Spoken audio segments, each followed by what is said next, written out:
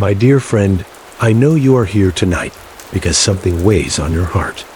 Perhaps it is that familiar ache of watching others from afar, wondering if you have somehow missed the invitation to the life that everyone else seems to be living. Perhaps you scroll through glimpses of other people's joy and feel the quiet pang of being left behind, of being on the wrong side of something beautiful and unreachable. I understand this feeling intimately, for I too have stood at the edge of my own life, looking across to where the grass appears greener, where the laughter sounds fuller, where the light seems to dance just a little brighter. There is something so human about this longing, this sense that we are somehow on the outside of our own happiness, watching it unfold just beyond our reach. Tonight, I want you to know that you are not alone in this feeling, and more importantly, that this very feeling, this tender ache of comparison, can become a doorway to something deeper than you might imagine. The exhaustion you feel from constantly measuring your life against others, the weariness of wondering if you are enough, if you are where you should be, if you are living fully, this too is part of the path. So settle in, dear one. Let your shoulders soften. Allow your breath to slow. There is nowhere you need to be right now, except exactly here, in this moment, listening to this story. I want to tell you about a young monk who lived by a wide river, and how he discovered something that changed not just how he saw the world, but how he inhabited his own life. His journey might illuminate something for you too, something about the nature of presence and the quiet revolution of accepting where you are. In a small monastery nestled beside a wide, meandering river, there lived a young monk named Kenzo. The monastery was a place of profound quiet, where the days moved slowly and deliberately, marked by the gentle rhythm of morning prayers, afternoon meditation, and evening reflection.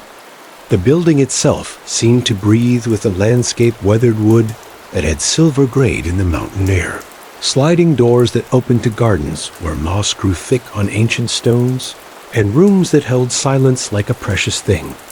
Kenzo had come to this place seeking peace, drawn by the promise of a life stripped of the noise and competition that had once consumed him. In the beginning, he found exactly what he was looking for. The simplicity soothed him. The routine gave him structure. The silence offered him space to hear his own thoughts without the constant chatter of the outside world drowning them out. As months turned to seasons, something began to shift in Kenzo's experience of this peaceful place. Each morning, as he knelt in meditation facing the large windows that looked out over the river, his attention began to drift from his breath to the scene beyond the glass. Across the water, perhaps a mile away, lay a bustling town. Even from this distance, he could see the movement of people, the colors of market stalls, the flash of clothing as crowds gathered and dispersed. At first, these glimpses were merely pleasant distractions. But slowly, almost imperceptibly, they became something more consuming. Kenzo began to imagine the lives of those distant figures. He pictured them laughing together over meals, sharing stories that mattered, falling in love, creating things of beauty, living with a vibrancy that seemed to pulse across the water toward him. The more he watched, the more his own life began to feel pale in comparison. The meditation that had once brought him such contentment now felt like a hollow ritual. The silence that had been a sanctuary began to feel like absence. The very peace he had sought started to seem like a kind of death, a withdrawal from the real business of being alive. During the day, as he swept the monastery floors or tended the small vegetable garden, Kenzo found his mind wandering across the river. He imagined conversations he might have with the townspeople, contributions he might make to their community, ways he might matter in a world that seemed to pulse with meaning and connection. The work of his hands became mechanical as his heart lived in that imagined elsewhere. In the evenings, when the monastery settled into its deepest quiet, Kenzo would stand at his window and watch the lights flicker on across the water. Each light represented a life, a family, a gathering of people who belonged to something larger than themselves. From his darkened room, those distant lights seemed to hold all the warmth and belonging he felt he was missing. The other monks seemed content, even joyful, in their simple routines. But Kenzo began to feel like he was watching his own life pass by from behind glass. The seasons changed around him. Spring blossoms gave way to summer's lush green, which faded into autumn's burring colors, but he felt increasingly like a spectator to his own existence. One particularly restless night, as storm clouds gathered over the valley and lightning illuminated the town across the river in brief, brilliant flashes, Kenzo made a decision that had been building in him for months. He would cross the river. He would discover what it was that made those distant lives so compelling, so full of the vitality that seemed to be draining from his own days. The next morning, before dawn prayers, Kenzo quietly gathered a few belongings and slipped out of the monastery. The river, which had seemed so beautiful from his window, revealed itself up close to be wide and muddy from recent rains. There was no bridge for miles in either direction, no boat tied conveniently at the shore. But Kenzo's longing had grown, stronger than his caution.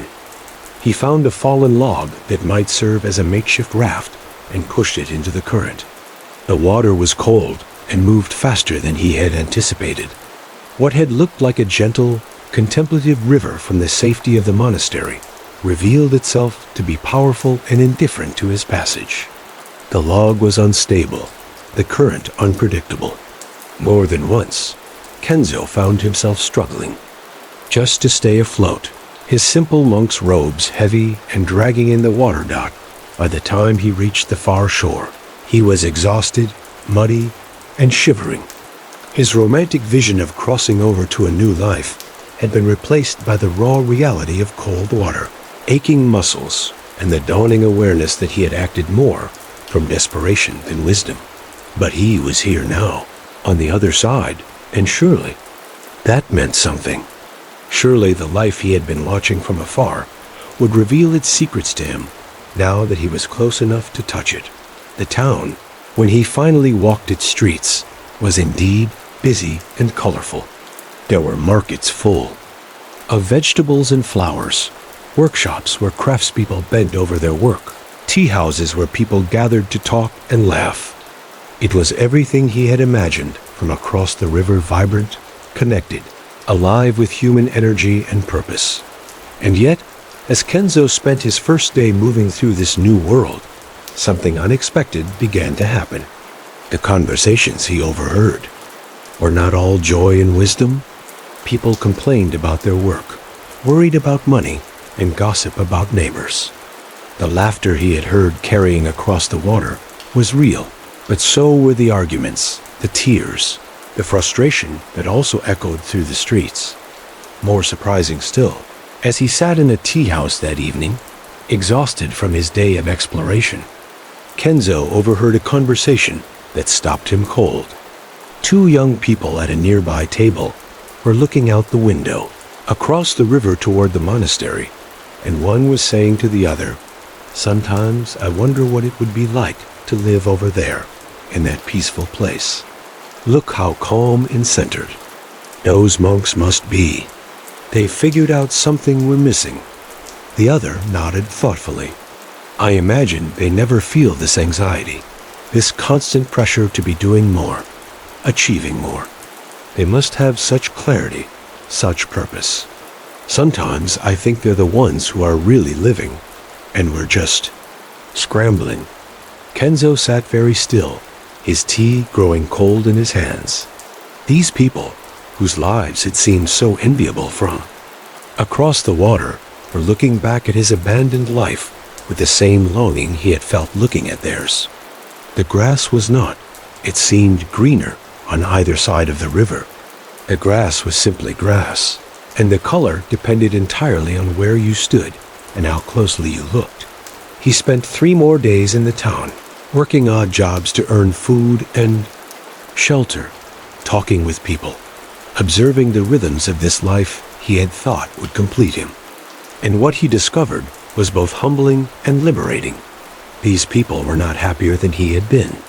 They were not more fulfilled, more connected to meaning, more successful at the business of being alive. They were simply people struggling with the same fundamental questions he struggled with, but in a different setting. Some were kind, others were not. Some had found contentment in their work and relationships. Others felt just as lost as he had felt in the monastery. The vibrancy he had perceived from across the river was real, but it was the vibrancy of ordinary human life, beautiful and difficult, meaningful and mundane, all mixed together in the complex soup of daily existence. On his fourth evening in town, Kenzo found himself standing at the river's edge again, looking back across the water at the monastery. From here, it looked serene and purposeful, its simple lines elegant against the hillside, its gardens ordered and peaceful. The windows glowed softly with lamplight, and he could almost hear the evening prayers drifting across the water. Crossing back was no easier than the journey over. The river was still wide, still cold, still indifferent to his passage. But something had shifted in Kenzo during his time in the town. Th.